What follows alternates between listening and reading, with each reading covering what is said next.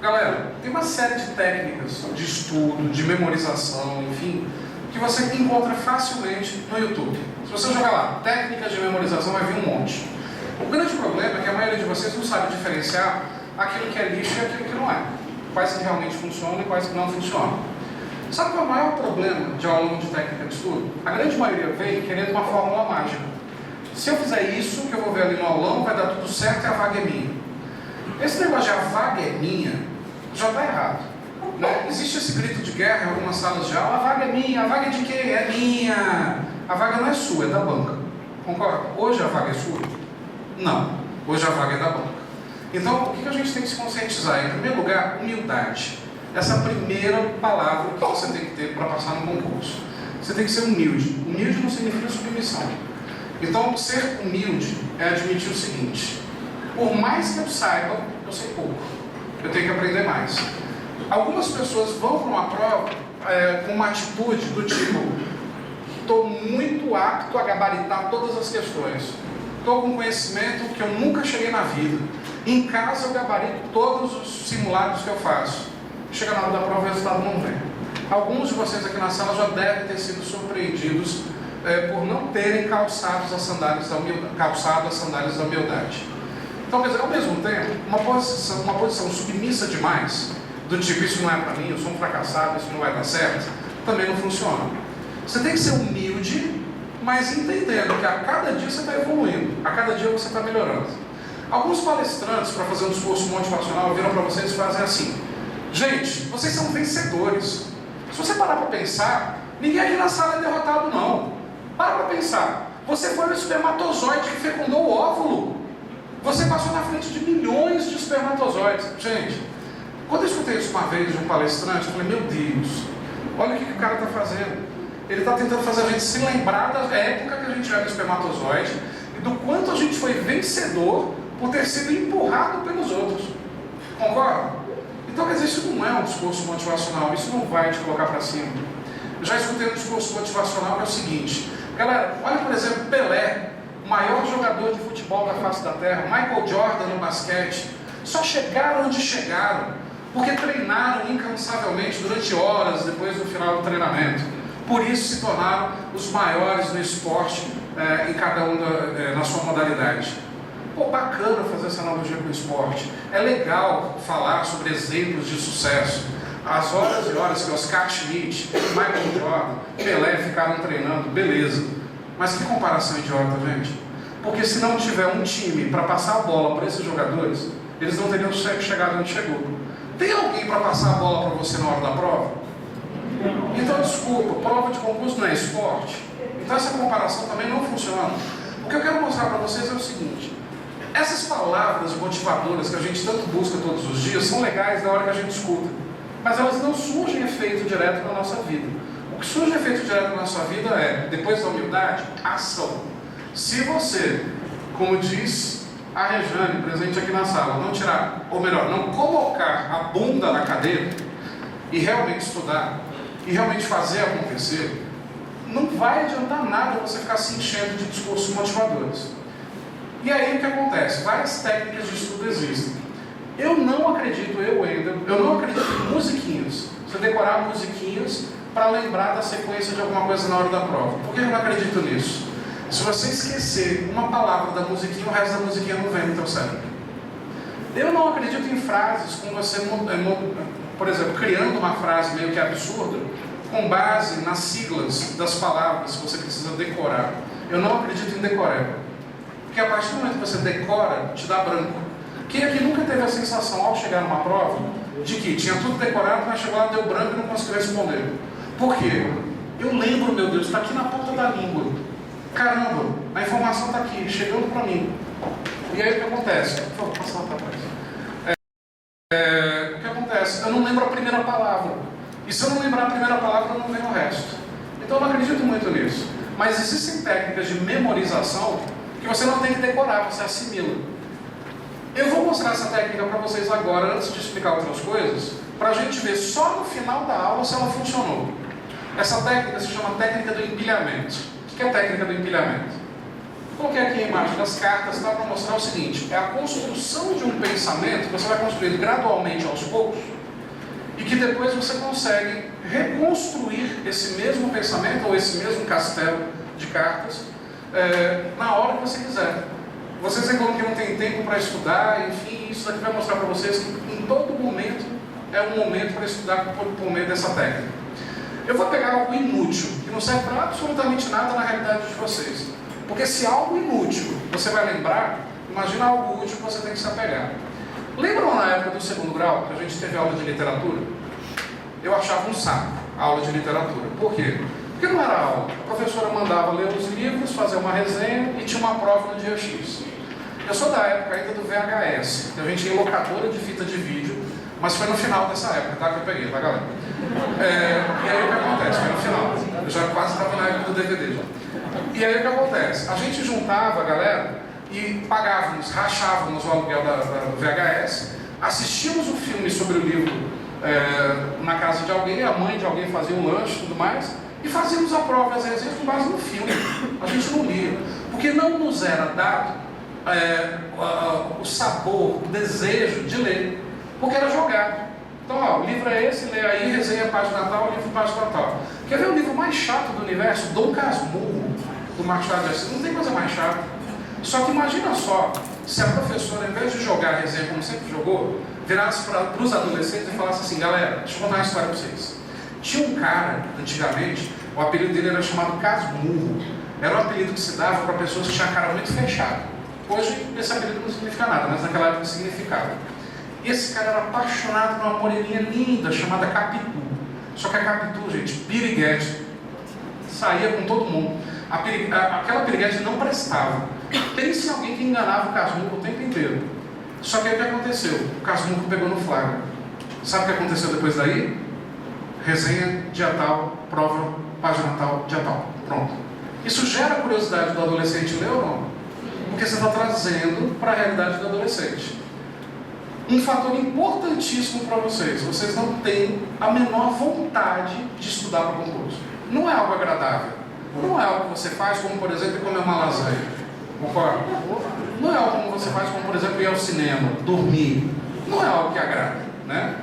E aí, como encontrar o prazer em estudar? É justamente se planejando, definindo a sua visão e missão, como a gente vai ver daqui a pouco. Mas antes disso, falando de literatura, alguém sabe me dizer então quais são os nomes, na sequência, dos 12 livros do José de Alencar?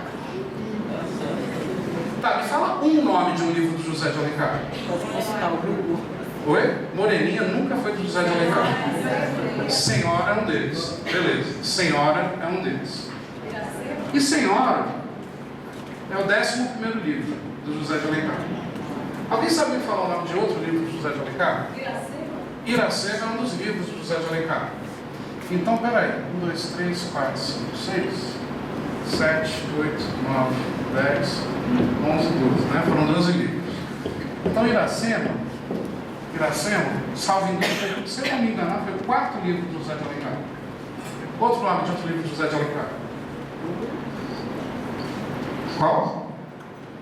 Bora, gente, vocês não leram isso lá na época do segundo grau, não? Ah, foi aquela resenha jogada, né? Que não deu atenção nenhuma e mal lembro do nome do livro. Colou nessa prova, né? Galera, seguinte: o primeiro livro de José de Alencar se chamava O Guarani. O segundo livro se chamava 5 Minutos. O terceiro livro se chamava As Minas de Prata. O quarto livro não se chamava Iracema. Iracema era o 5º livro. O quarto livro se chamava Lucila. O 5º livro se chamava Iracema. O 6º livro se chamava O Gaúcho. O 7º livro se chamava A Pata da Gazela. O 8º livro se chamava O Tronco do Ipê. O 9º livro se chamava Sonhos de Ouro. O 10º livro se chamava O Birajara. O 11º se chamava Senhora e o 12º foi O Sertanejo. Depois do sertanejo, obviamente, como esse estilo de música é horrível, aí José de Alencar morreu e não escreveu mais nada. Aí, o que acontece? Wendel, para que você sabe o nome dos 12 livros do José de Alencar de cor? Não sei para quê, isso daqui não serve para nada, na minha vida não serve para nada. Mas, para mostrar para vocês como é que funciona.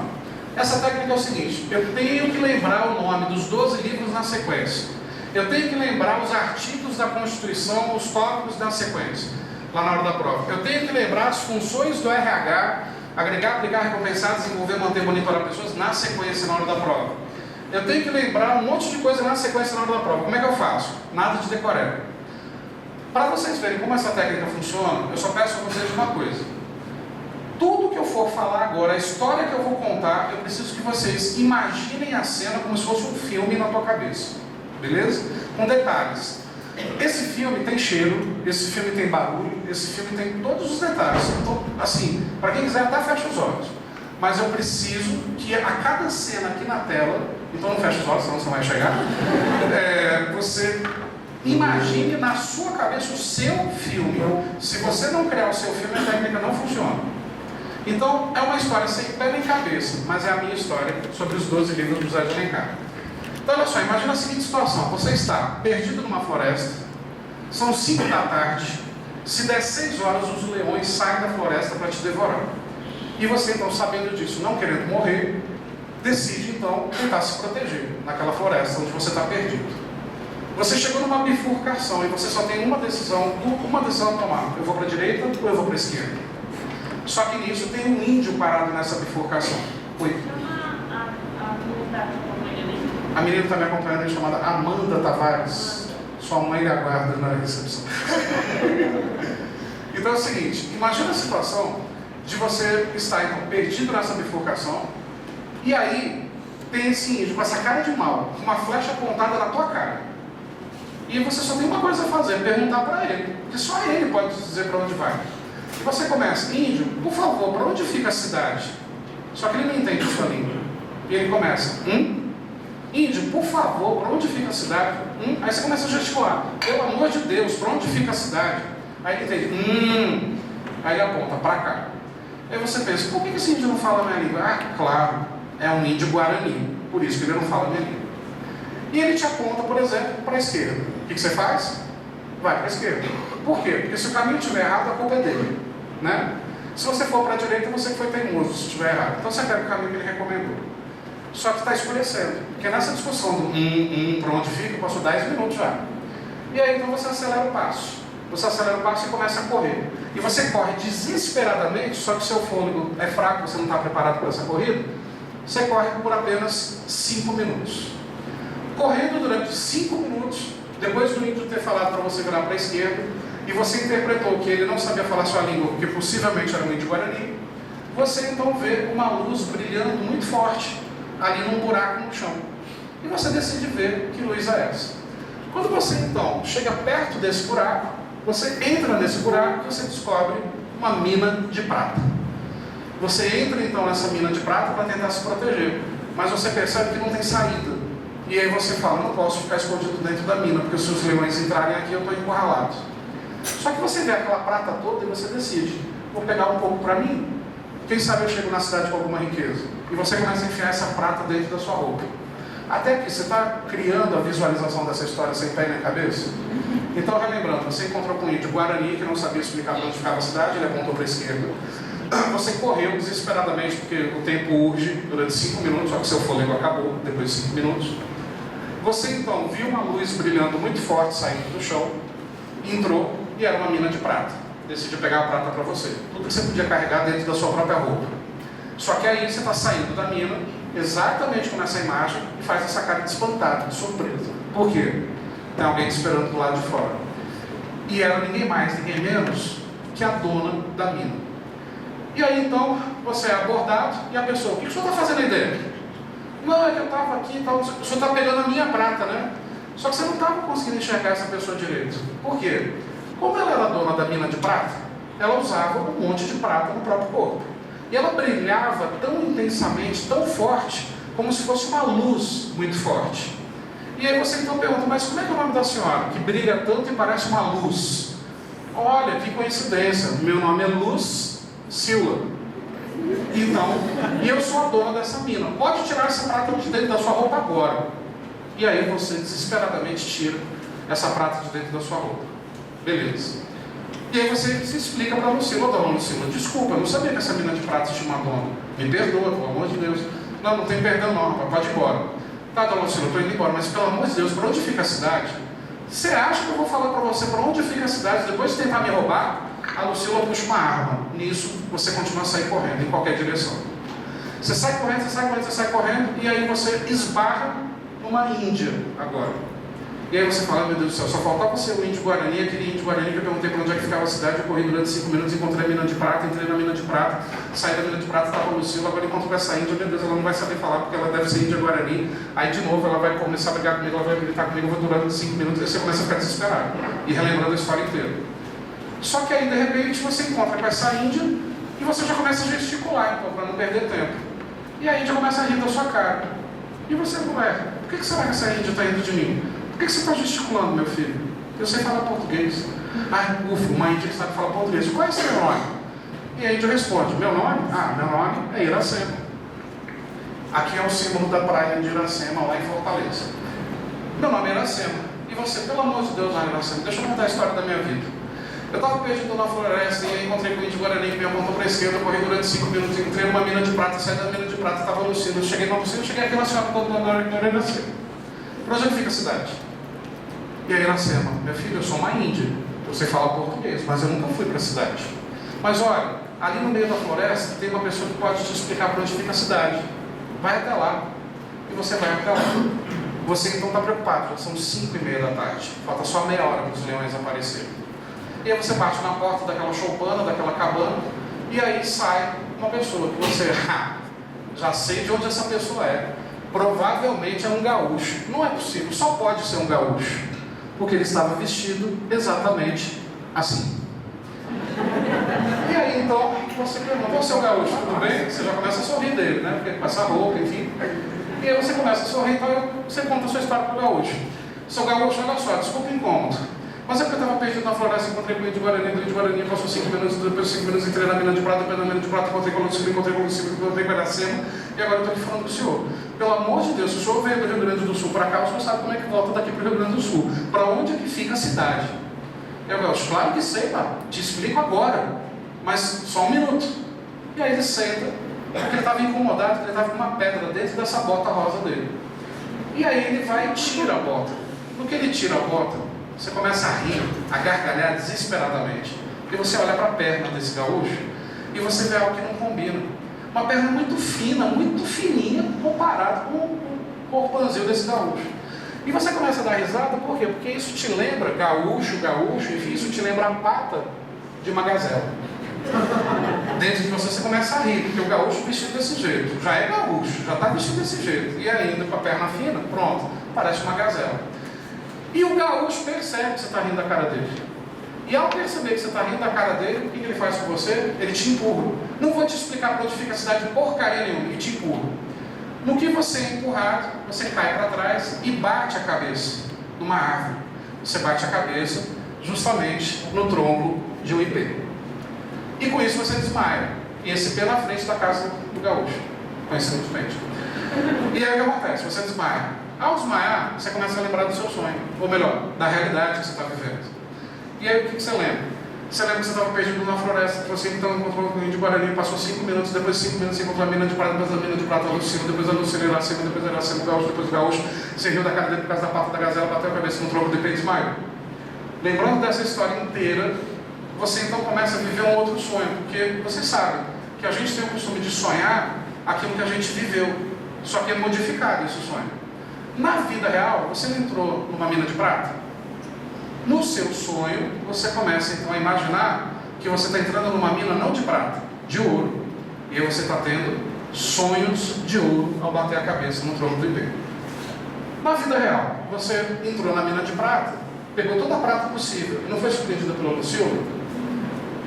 No sonho, você entrou numa mina de ouro, tendo sonhos de ouro, da mesma forma colocou ouro no seu corpo. Só que você não foi surpreendido ao sair pela Lucila.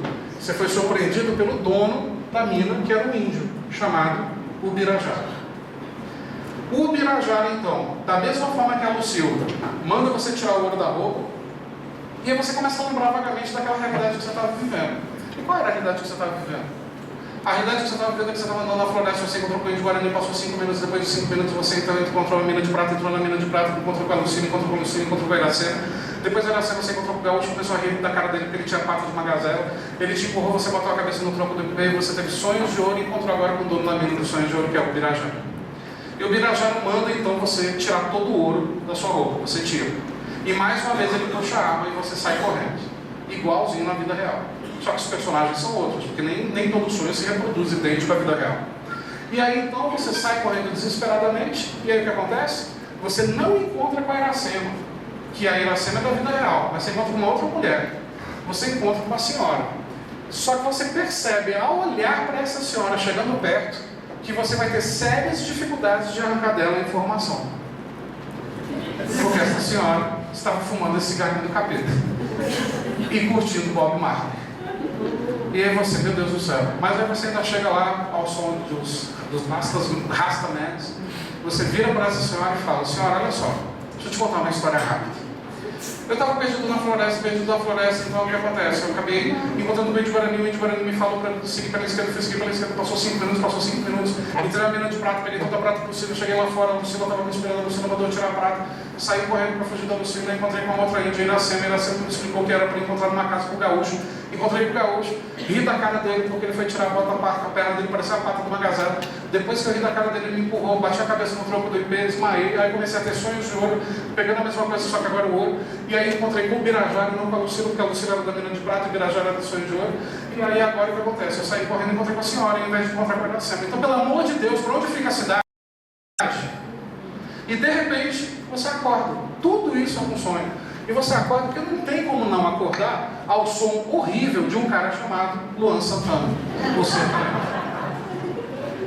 essa é a história que eu criei, eu Coelho, para que eu lembrasse o nome dos 12 livros do José de Alencar. Vocês perceberam que antes de eu contar a história, eu já coloquei o nome dos 12 livros aqui. Enquanto eu estava colocando o nome dos 12 livros, o que eu estava fazendo dentro de mim? Lembrando da história, em detalhes. Eu tive que criar detalhes, cheiros, cores, para que eu conseguisse, repetidas vezes, quantas vezes eu quiser, eu conto essa mesma história nessa velocidade. Vamos ouvir mais uma vez? Você contou que a gente fala que tá bom, precisa, tudo bem. Mas eu estava brincando, eu não ia falar mais uma vez.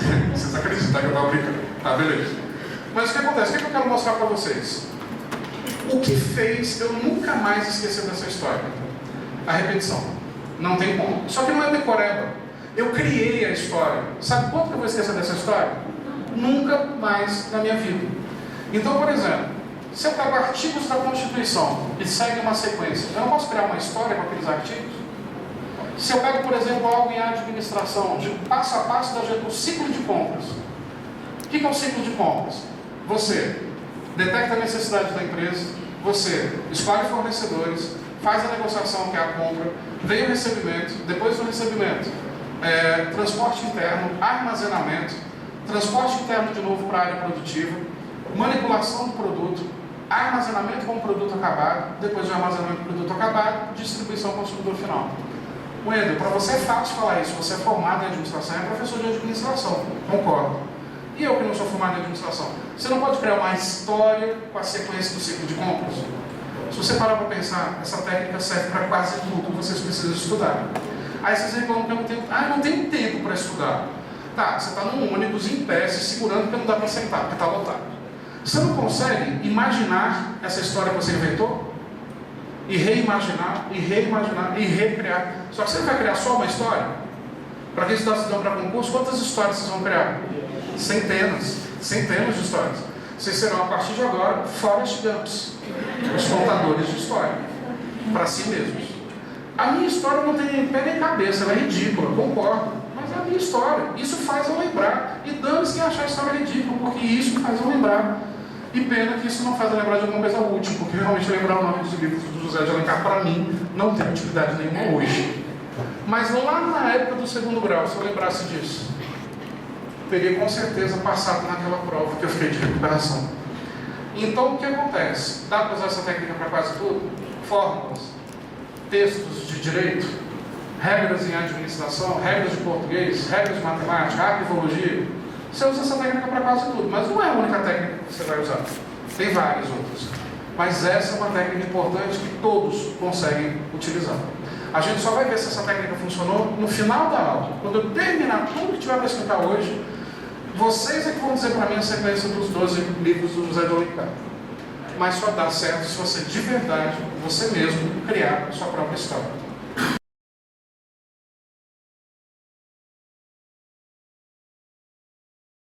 E os livros? Vamos lá. Você está perdido na floresta. Qual é o nome do primeiro livro do José de Alencar mesmo? Com o que você encontrou? Tá. Depois que você encontrou com o Guarani, o que você fez? Ah, você correu 5 minutos. Beleza. Depois que você correu 5 minutos, mina de prata. Ok. Ao sair da mina de prata, você deu de cara com? O Silvio. Quem mandou você correr, você encontrou com? Iracema. Que você continuou correndo e encontrou com o? Gaúcho. Que estava vestido daquele jeito lindo que vocês lembram. Ao rir da cara dele, ele tinha uma perna parecida com a pata de uma gazela. O que ele fez com você? Te empurrou, você bateu a cabeça onde? No tronco do império. Você adormeceu e fez o quê? Sonhos de ouro. Ao fugir da mina de ouro, quem é que te impediu de sair de lá com o carregador do ouro? Que é o dono da mina, o Birajara. O Birajara te botou para correr, você encontrou com alguém escutando Bob Marley. A senhora. E aí alguém te acorda ao som de música. Nossa, vocês lembraram o nome dos 12 livros do José de Alencar? A técnica funciona? Isso é decoreba? Não. Nunca mais na vida, se você criar a sua história, olha que vocês lembraram com base na minha. O certo é você criar a sua. Se você criar a sua história com qualquer coisa, sabe quando você vai esquecer? Se você repetir essa história diariamente por uma semana, nunca mais. Daqui 1 ano, caiu numa prova, você vai lembrar daquela história que você criou. Vou ser sincero, a última vez que eu ensinei essa técnica, no último dia que eu dei aula de técnica de estudo, tem uns 6 meses. Eu não peguei mais. Por que eu ainda lembro? Toda aula de técnica de estudo eu uso esse mesmo exemplo, os livros do José de Alencar. Agora eu vou mudar. O exemplo já tem tempo que eu trabalho com esse exemplo. Mas por que eu ainda lembro? Porque eu criei. E eu repeti algumas vezes para eu assimilar. Você não esquece mais. O filme que mais te chamou a atenção na tua vida, você esquece dele? Você não lembra de todas as cenas, mesmo tendo assistido uma única vez? Porque você viu o filme, teve sentimentos que você criou ao assistir, e na realidade o que você grava não é o filme, são os sentimentos a cada cena. Aqui só se funciona se você criar a sua história. Uma história criada por mim já funcionou. Imagina cada um de vocês criando a própria. Então, galera, é o seguinte. Para a gente encerrar, aqui o pensamento de Einstein, mais uma coisinha que eu quero mostrar para vocês. O Einstein, como a Amanda falou, né, que tinha células guia pra caramba, ele diz uma frase que é o seguinte: eu tentei 99 vezes e falhei, mas na 100ª tentativa eu consegui. Nunca desista, mesmo parecendo impossível. A próxima tentativa pode ser vitoriosa. O problema é que a maioria de vocês desiste justamente quando a próxima tentativa seria a sua. Só para a gente